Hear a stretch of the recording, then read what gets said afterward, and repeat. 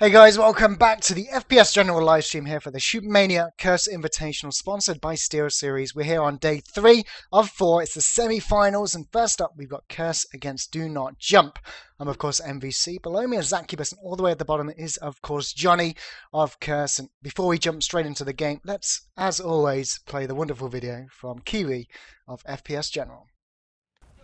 ShootMania has a number of available game modes, some made by the developers Naughty-O, others developed by community members. Today we'll take a look at Elite, the competitive mode played at esports events.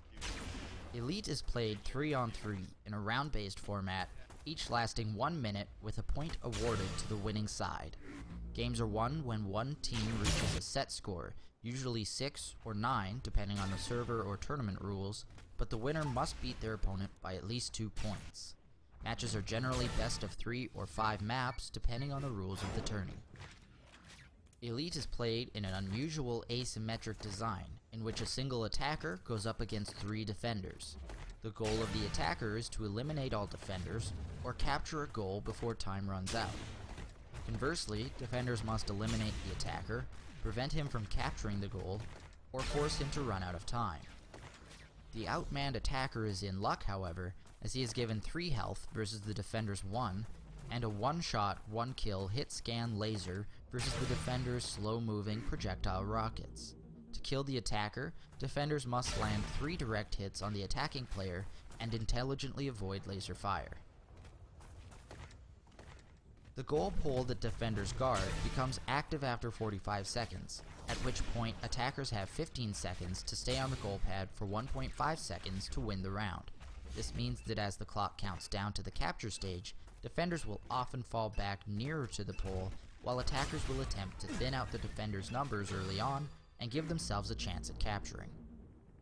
Due to the slow reload on the laser, attackers have a limited number of shots they'll be able to take before time runs out, so it's not uncommon to see defenders try to spot them from relatively safe positions and wait for an attacker to come within effective range of their rockets.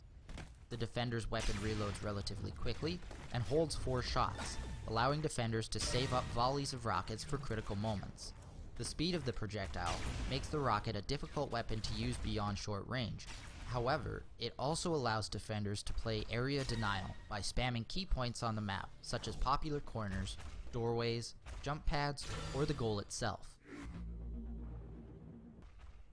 Elite's 3 versus 1 rounds make for really excellent spectator sport, with plenty of clutch shots and tense plays, so be sure to check out FPSGeneral's ShootMania Elite tournament beginning December 17th and running through December 22nd. For more information, stay tuned to FPSGeneral.com and follow the ShootMania channel over at own.tv/CurseTV.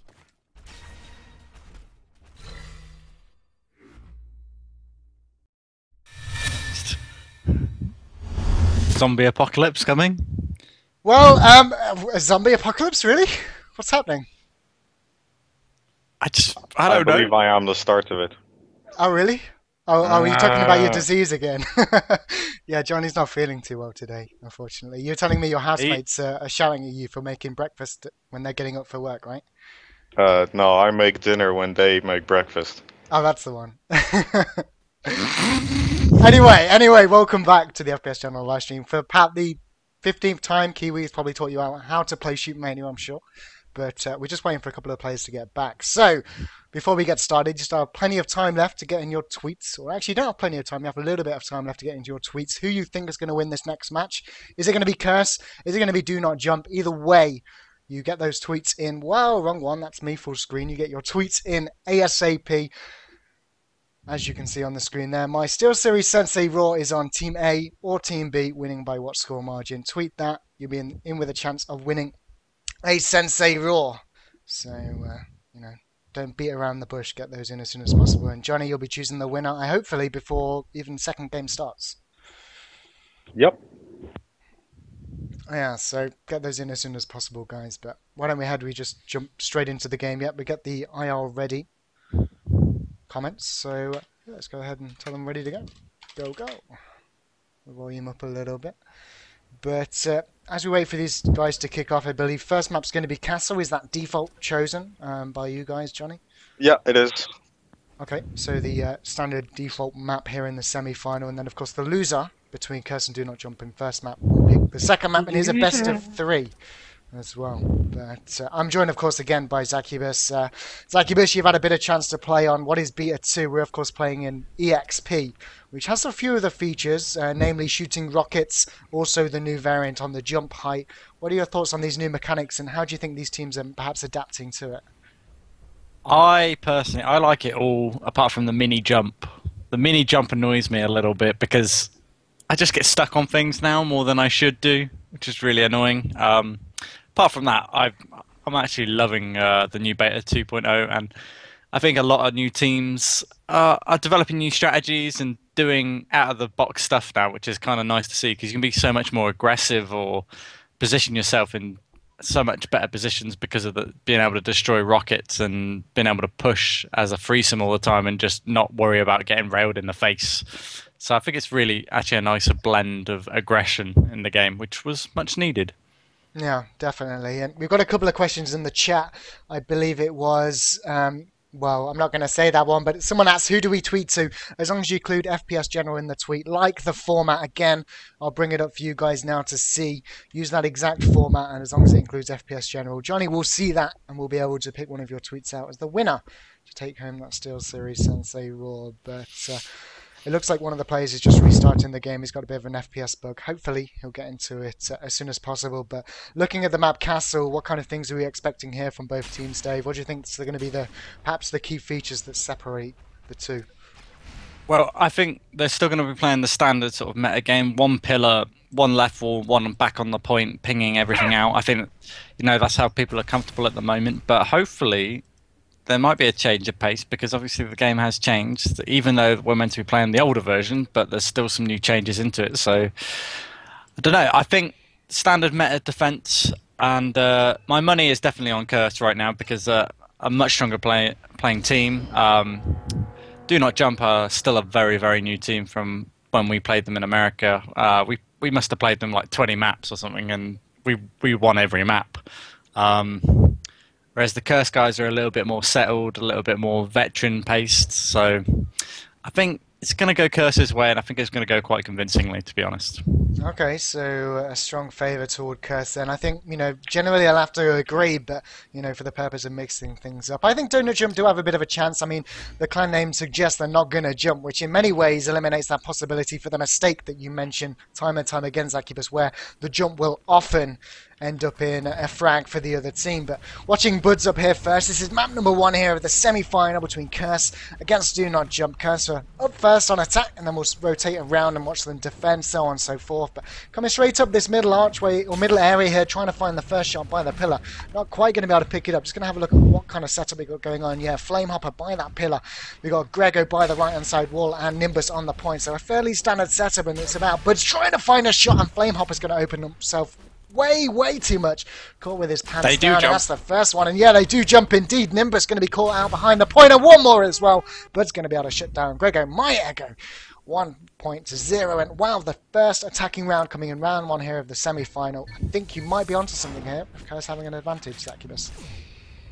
Well, Do Not Jump guys, I think they've got a lot of potential for the future, but I just don't think they're ready as of yet. They've got lots of potential in their aim and in their tactics that they're doing, but at the moment they're just seeing what other teams are doing and not really putting anything new into the game themselves, in my opinion. They're not really bringing anything different, so they've got a lot more work to bring up to. And Flamehopper trying to get in on position on the top guy at the moment, but finally lands it after getting knocked down to 1 life left, so 2v1. And can Flamehopper provide some space? Can he get the guy on this point and open it up? He's going to change the pace and try and back mid. And oh, what a long-range rocket from Buds. Very, very nice stuff. Yeah, I mean, he started off strong. He picked the player by the point. That gave him position on the pole. But, of course, once you've still got 2 players left, they can just avoid. And when the time is right, strike with those rocket launchers, those projectile weapons. Look so easy to dodge, but in actual fact, the hitbox is larger than it may appear. But switching things over to Tailspin now, and you can see the shooting rockets coming into effect. It instantly reloads that railgun. It's about a delay of 0.5 5 seconds, I think, before you can fire again, but it might as well be instant, as he has already lost 2 lives. Flamehopper starting off strong here, and Tailspin down to just 1. This is looking good for the Do Not Jump side, if they can keep this up, especially. Just got to be imperative now that they don't lose a player, because time is quickly running down, and as soon as that point opens up, pressure's sincerely going to be on Tailspin, but that first point or player eliminated is going to help things along. But still, 8 rockets for those defenders. Oh, look at the rocket narrowly saving Flamehopper there. That is accidentally brilliant in some ways from the defender, but Nimbus going to be able to shut him down 2-1. Close call on defense there. Looked like they had it. Indeed, I think Tailspin was actually going to bring that back there if that rocket didn't get destroyed, but luckily saved by rockets. It's like Jesus rockets are now. They are continuously saving. Some people say they benefit the attackers, other people's defenders. It's kind of a 50-50 thing, isn't it, in many situations? But watching Gregor here, Exodus. Okay, Gregor my ego. What a name. What a name. Avoiding all the preemptive spam at the moment, and seems to be attacking this left-hand side. They're favouring this left-hand side. It makes life a little bit easier, but you've got to be wary of the pushes that will come in from those 2 mid points here. So currently in first mid, destroying some rockets, but getting a rocket to the face as well, and managing to take out the top player, Gregor Maego. Oh, dives into 2 rockets. Well, prediction spam from Tailspin. Beautiful shots there. Yeah, and one of the changes we saw in Beta 2 was faster rockets. Have they made their way into this EXP mod that was the previous Beta 2 client? It looks like they're a little bit faster, to be honest, so maybe those are also included, but I could just be talking. Yeah, they have been sped up. Yeah, they have been then, so it has also crept its way into EXP mode, one of the fire rate and projectile velocity. Yeah. A lot more easier to predict, some would say, as we're watching XP3 push up this right-hand side. Gregor Maego going to find 2, and now XP3's life has just got a whole lot more difficult, as he'll find trouble now to eliminate not 1 but 2, maybe 3 defenders. It should be a defensive side, and there comes Flamehopper from behind. The walk noise has also been reduced, so it can be very difficult to hear those rotations. Good play from Do Not Jump. Indeed, indeed. And now Nimbus up on attack. Let's see what he can provide. His team, hopefully some results as well. Tie it back up at 3-3, hopefully, and get that all-important attacking round to tie it up. And oh, wow! Get 3 rocket shots and then finishing it off with a kill at 50 meters. Very, very nice stuff from Nimbus. Can he continue this pace now? Obviously, it looks like Tailspin is now covering up the point. No, that'll be XP3 now point. And Tailspin on the left-hand side of the map, or right-hand side of the map, my mistake. Nimbus now walking into free spam. He just couldn't decide which way he wanted to go.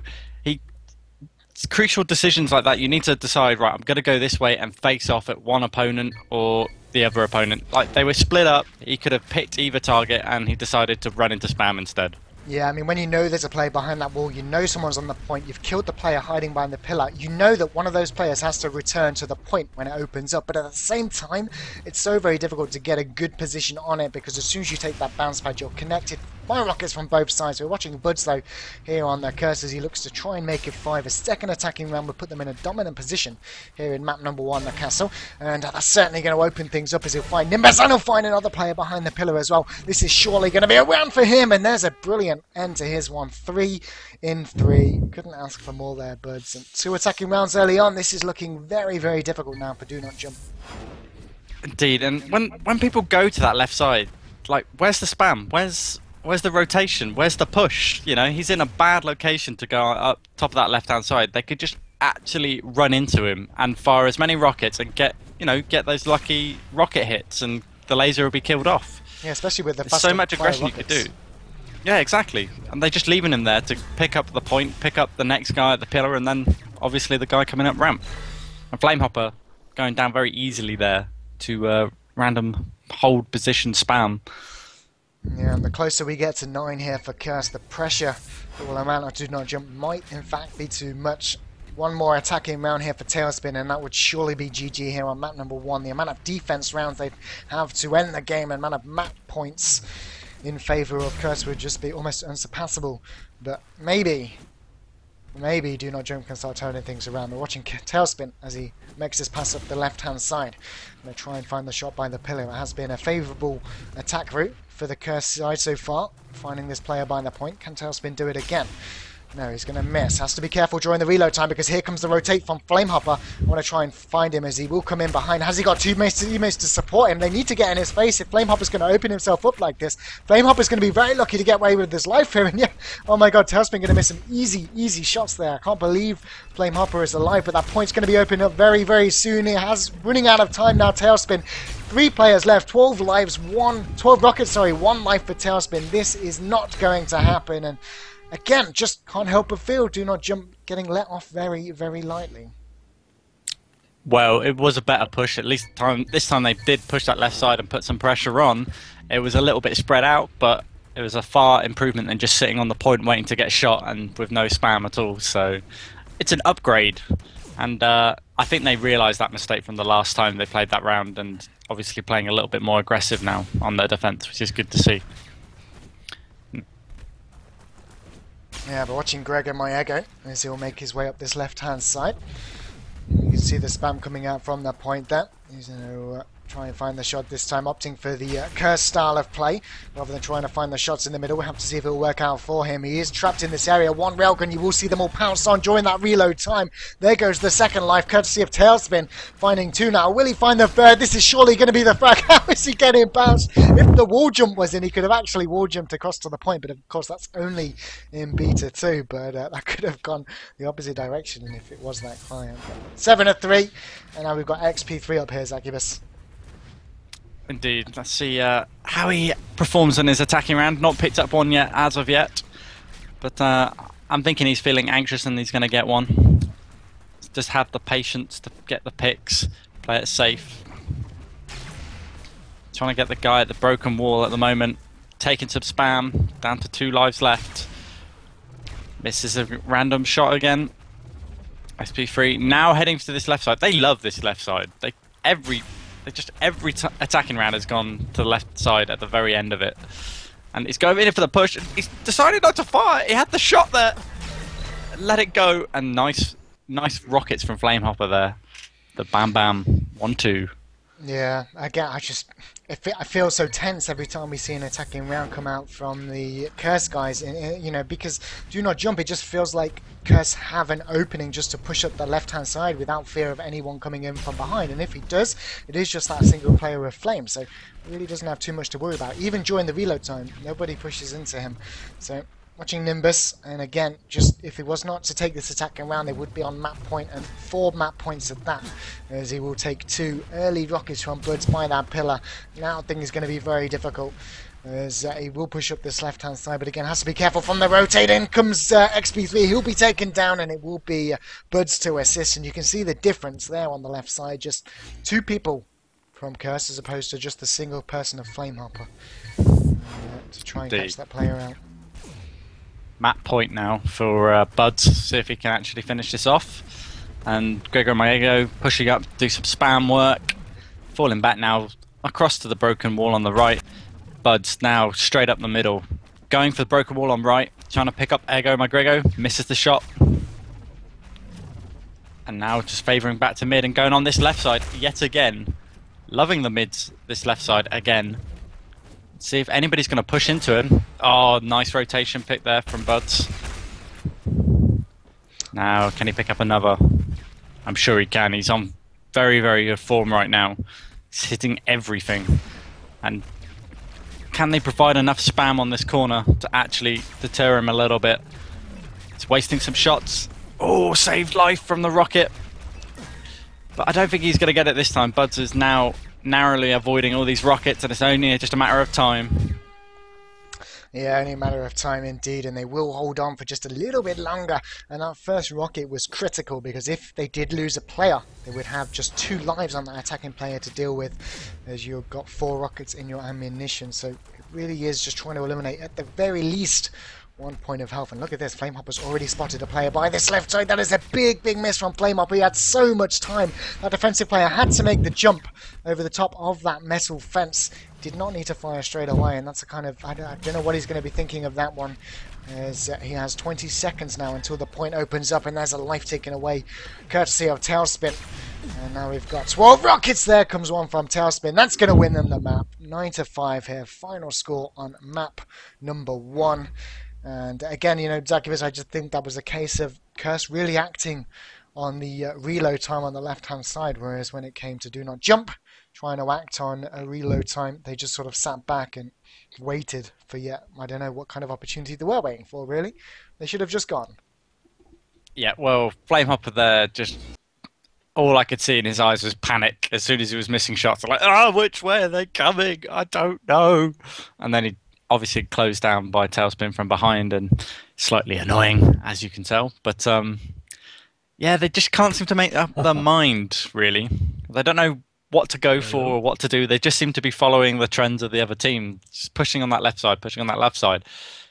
Nobody attempted once, I don't think, in that game to push onto the right side, see if it would be an easier point. You know, people react differently. You got to play to the individual in this game, especially some aren't as good as holding a point as others.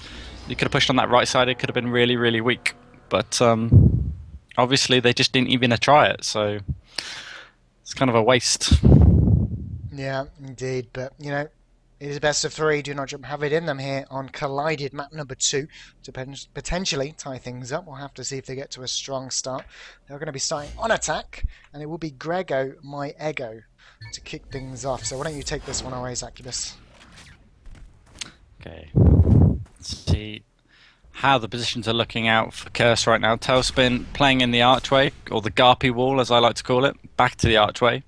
Gregor my ego switch to his view. Standing in the middle of the map, just destroying some rockets, trying to find the pick onto mid, but can't seem to do it right now. And he's just wasting some time here, see if he can get into a better location, going round the back of the map. Hopefully Curse are rotating around, and it seems that they are. Bud's already at the back of the map, waiting to pick off Gregor Maego.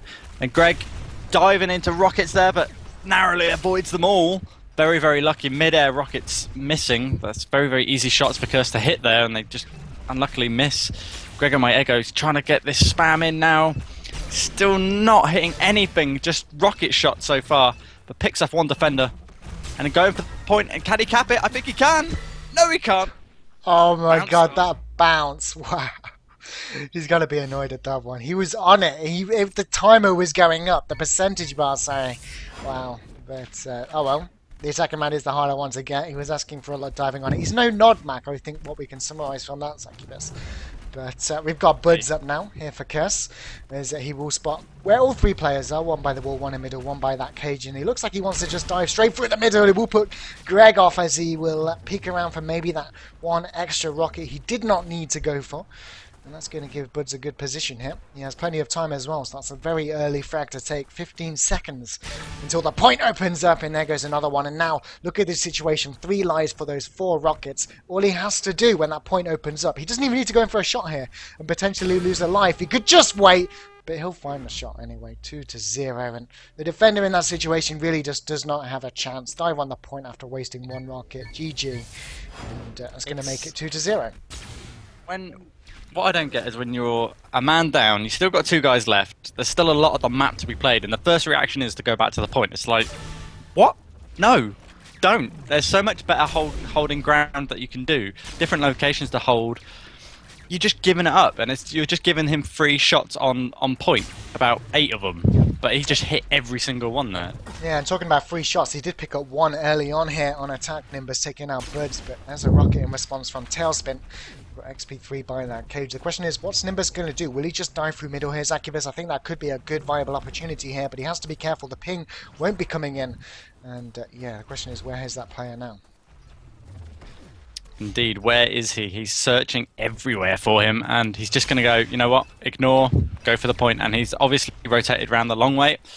Good move by Tailspin. And now he's just going to dive the point and see how lucky he can get, but obviously the dancing gods are not with him today. Yeah, wasted a little bit too much time there looking for that player, potentially rotating around the map, but XP3 up now with a comfortable 3-0 lead. Indeed. And looking very strong, Cursed, against this Do Not Jump team. As I predicted, I still think it's just going to be bit of a landslide, and as you can see, opening shot up by XP3. He just takes the rocket to the head. He doesn't mind. Got the free shot off, and now he's pushing around the back of the map. And the rotation again is going to be pretty slow, I would guess. Straight onto the point as well.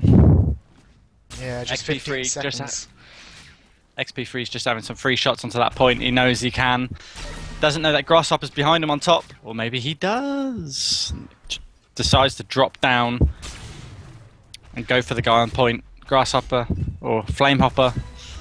Last guy left, and can he do it? No, he can't, but he does manage to get him down to 1 life, and Curse extending their lead yet again 4-0. Yeah, that's unfortunate. Had XP3 missed that shot, that would have been a sure round there for the defensive side. But 4-0 here on map number 2. And just to reiterate, this is first to 9, and you have to be hitting 9 with a 2-win difference. That's why we say attacking rounds mean everything, and getting 1 or even 2 is more than you bargained for. And right now, Do Not Jump going to be feeling the pressure immensely. They do not want to go down to the lower bracket, ideally. It would be lower bracket round 4. But we'll see. Flamehopper's going to take 2 to the back. It looks like he's giving up as well. Tailspin's going to shut him down. That's going to make it 5-0. And boy, oh boy, do Curse look strong. Indeed they do. Let's see if I can switch on to Tailspin. Here we go. See how he opens it up. Will he fire at some rockets just to show off? No, he's just going to let him fly past. Go for the shot. Misses, unfortunately. Grego My Ego taking down some armor of Tailspin. Nicely done.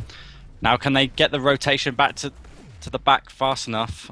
Hopefully they can. Tailspin trying to make the jump onto bridge. Misses. And Nimbus back on point. Hits Rocket. Tailspin now trying to find some space. He finds some space by killing Flamehopper. And now Tailspin on the top of the bridge. They have no idea where he is, and it gets tough. Another pick onto the point. Yet again, shot from behind, opened up. Oh, this is beautiful. Beautiful stuff from Tailspin. In a bad position, makes it work out for him so well.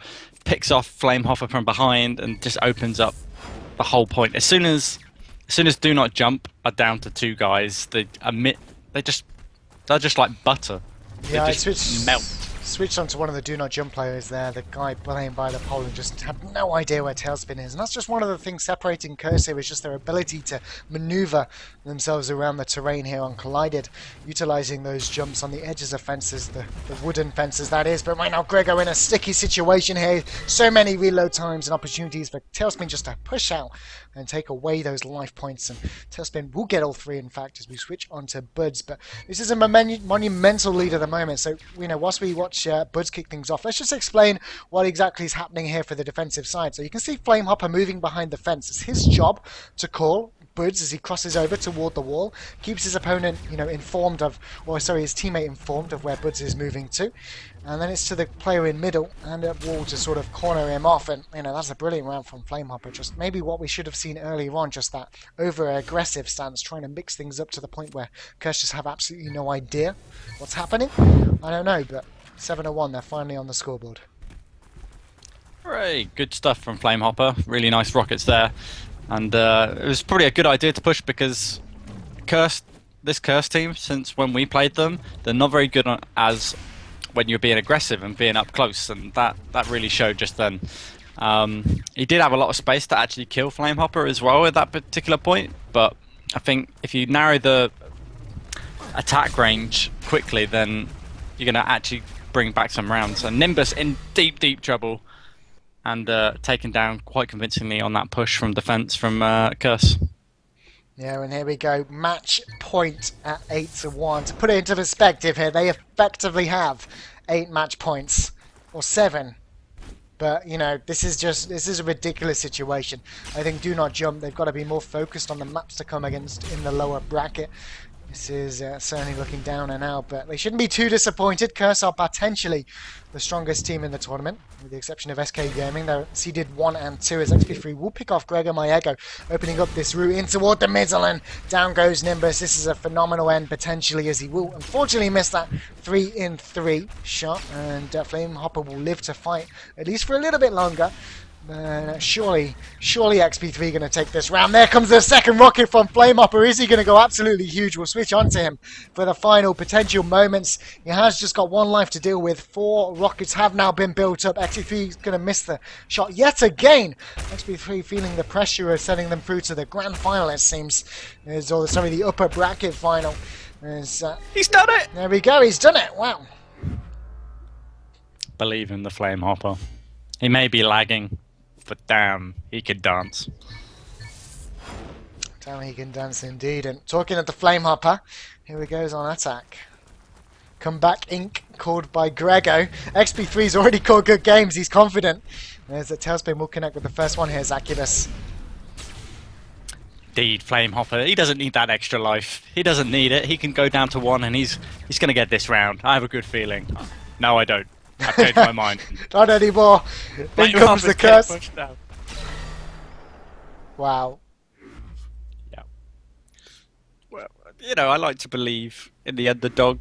I want them to triumph in impossible odds, but unfortunately they were just impossible rockets. Yeah. Straight to the face. Maybe next time, eh?